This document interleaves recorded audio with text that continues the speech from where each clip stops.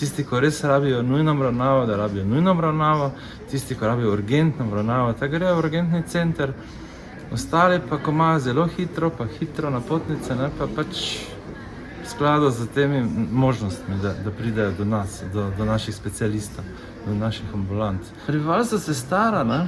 Jaz naredil eno analizo napotitev oziroma hospitalizacij v UKC-ju, na kliniki za interno medicino, na vseh naših oddelkih. Večino hospitaliziranih bolnikov, več kot 90% je starejših od 50 let. Največji delež teh hospitalizacij so pacienti med 70 in 80 letom. Teh je čez 30%. Dejansko populacija se stara, življenjska doba se daljša in teh napotitev bo tudi v prihodnosti, po mojem, vedno več. Zelo težko odgovoriti, kaj je prava rešitev. Bistveno pomembno je, da pride pacient k ustreznemu specialistu v ustreznem času. To je ključno.